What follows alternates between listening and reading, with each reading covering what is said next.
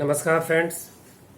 I was asked to brief you about the role of RSS in freedom struggle. So I'll give a brief overview of the struggle. I have also written a book on this called Sangh and Swaraj. So my lecture will draw references from that particular book.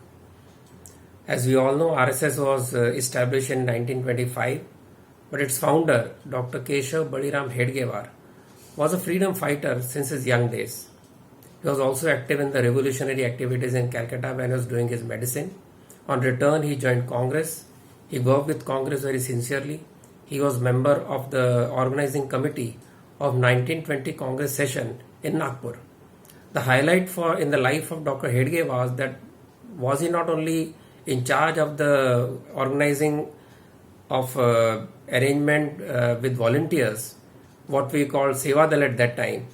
He was also a member of the organizing committee in which he presented a resolution for complete freedom of India, and not only complete freedom but also act as an inspiration for other colonial countries which are ruled by the imperialists and inspired to stop that imperialism. This was the vision of Dr. Hedgewar. But this particular vision was not accepted by the Congress because it was still looking for self-rule under domicile, under dominion status of British. This is the reason it took them 10 years to then finally proclaim complete freedom. But Dr. Hedgewar was not dejected. He kept on working. He offered Satyagraha to support Gandhiji's idea in 1920 non-cooperation movement. He went to jail for 1 year.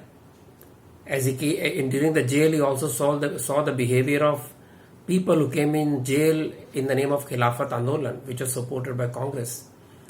The Khilafat Andolan finally ended up in violence and murders and rape and pillage of Hindu people in Malappuram in Kerala.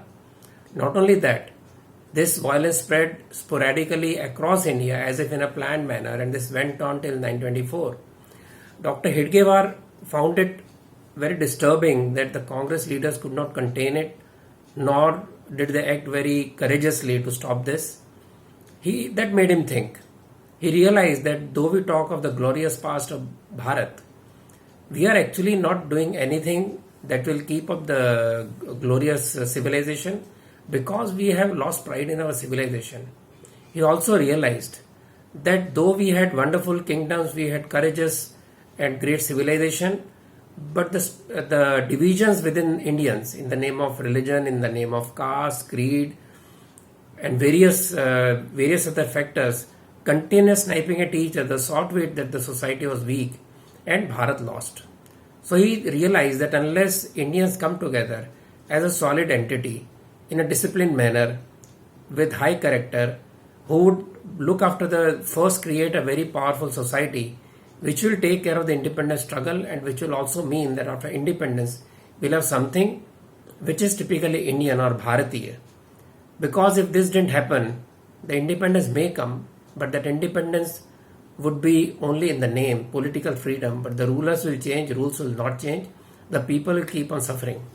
With this idea, he started RSS. As RSS progressed in 1930, the next Dandi March or the next agitation came up. Since they lived in Vidarbha, there was no salt there, and they couldn't offer salt satyagraha. They offered jungle satyagraha. So in Vidarbha region, they broke the rule of British, which didn't allow them to cut trees in forests. So the agitators went there, they cut forests, and they were arrested. Dr. Hedgewar decided to take part, to inspire others. First, he resigned as the chief of the RSS because he said that all the activities must happen under the banner of Indian National Congress, because that was the main vehicle of independence struggle, and all of us must work under this particular organization. RSS should be only organization of the people, of the society, not taking credit for anything. So he resigned as a chief of RSS, handing it over to Dr. Paranjpe, and then went for Satyagraha. Hundreds of Swayamsevaks offered Satyagraha. They were jailed, and Dr. Ji faced another 9 months of jail for this particular Satyagraha. After coming out, he was working very hard. By 1940, he expired. Then M.S. Golwalkar of Shri Guruji took over. As RSS started growing very fast with lot of hundreds of pracharaks coming out, the 1942 Quit India movement came up. In this difficult situation, when the growth of RSS was at stake and hundreds of pracharaks were working, it was decided that RSS, again like Dr. Ji's guidance, will not take part in Quit India movement directly. Those who wanted to go should go as individuals, and hundreds of RSS volunteers offered satyagraha, while some preferred to work for RSS, because organizing the society remained a very urgent task, as Dr. Hedgewar had realized that by the time World War II comes, which was supposed to be around 40-42, which he proved right, we should have a strong society that could overthrow the British because they would be weak at that time. So so Guruji also worked on the same style, worked hard, and the RSS work grew fast, but still only in small pockets of Bharat. So when the 1942 Quit India movement came up, it was decided to work. Those who wanted to offer satyagraha would offer satyagraha. I'll give some of the incidents. In Patna, there was flag hoisting on the secretariat. 6 people were killed in firing. 2 of them were RSS Swayamsevaks. One was Devi Prasad Chaudhary, other was Jagatpati Kumar. There was a case of Hemu Kalani in Sindh, who uprooted the railway tracks and was caught, though his other colleagues could escape, and he was hanged. His memorial is there in Mumbai, his memorial is there in a couple of places in Gujarat and Rajasthan. But his name doesn't appear in the official records because he was RSS Swayamsevak. Then there was case of Chimur Ashti Satyagraha, as it is called. There was very strong agitation in Chimur and Ashti towns of Vidarbha. Sangha being very strong in Vidarbha, naturally the biggest pressure was there. There was firing, and one Swayamsevak, his name was Balaji Rajpurkar. He was killed in police firing and he was hanged. Then Dada Naik was given a punishment of hanging, but he was saved by a VHP, by a Hindu Mahasabha leader who was member of the Royal Council, and his jail term was changed. There was Tukaroji Maharaj, who offered satyagraha along with Sangha people, and he was one of the founding members of Vishwa Hindu Parishad later on. There were other pracharaks and RSS people who also went to jail, like Bala Sahib Deshpande, who became chief of Vanvasi Kalyanashram, the founder of Vanvasi Kalyanashram. There was Vasantrao, Oak Pracharak in Delhi. There was Babuaji in Bihar, who became Sanghachalak of Bihar later on. There was Chandrakant Bharadwaj, who became a great poet. And there was Bhaiyaji and Madhyaji Kastura and Madharao, some of the names. So hundreds of people quoted arrest. Many of them hanged, and many of them suffered jail terms. While when the 1942 agitation fizzled out, the responsibility of taking care of those leaders underground was totally taken by RSS.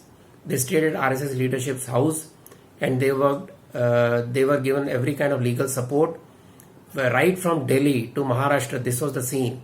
And one of the leaders at that time, Ganesh Bapuji Shinkar, who was a Congress leader in 1942, he resigned from Congress in 1948 because ban was imposed on RSS, which he thought was very unjust. And he put in a statement telling how RSS people supported them in the underground movement, how they took care of their lives, how they took care of the legal cases while others were afraid. So this was the history of RSS in 1942. Now coming to 1947, the independence struggle independence was declared. The nation was partitioned. Congress leaders got busy with ministry making and all those things as if everything is over. But there were lakhs of people who were stuck in between the new Pakistan and India. These people, lakhs of them, millions of them, had a harrowing future, harrowing present, as women were picked up, and there was untold miseries, violence, killings. In all this atmosphere, who stood up? RSS. Not only during this time, but before this time, when everybody was escaping Pakistan, RSS leaders stood ground. Shri Guruji himself, Balasaheb Devras, Madharao Mule, and other leaders were touring Punjab and Sindh during that time. The last meeting of Guruji was held on 7th August in Sindh. He went on giving them solace.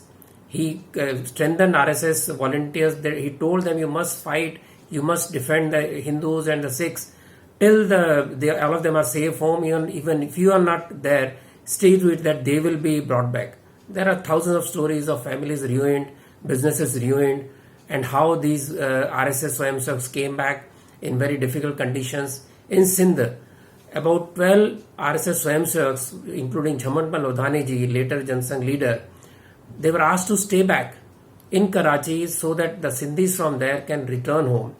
The Rashtra Sevika Samiti Sanchalika, Maushi ji herself went there with her Sahayika and was there, addressed Swayamsevikas there, brought many back, saw to it that they are saved, they are secure when they return and when they are in Sindh. So this is a kind of service which no other organization except military offered to the society, but they offered it to society. And hundreds perished in this. There were riots in Amritsar for 6 months, and it was the RSS with Sikhs who stood up and saw to it that it is defended, because the effort was to take up Amritsar also, it was defended. If you talk of Jammu Kashmir, till Maharaja signed the agreement, of course Guruji went and persuaded him, but there was different politics between Sheikh Abdullah, Nehru and Maharaja. So the accession took time. But when the accession was taking time and when the Pakistanis have already started attacking India and Jammu Kashmir, at that time, these RSS Swayamsevaks were there to defend against the Pakistani intruders, first with the Dogra army, then with the Indian army. As soon as accession was signed, army came in, it was supported in every possible way, whether guiding them, whether making airstrips or bridges or roads. And this is how they saved Kashmir and lost lives in hundreds. So that is, in brief, the story of RSS Swayamsevaks till partition time, till this particular thing happened. After the partition, apart from a few government agencies which are working in a typical Babu way, it was RSS again, which struggled hard for the rehabilitation. So this is the story of RSS and its struggle for freedom struggle, and also for defending the people, our own people, who are left behind because of the foolish decision to support partition, or rather cave in to partition.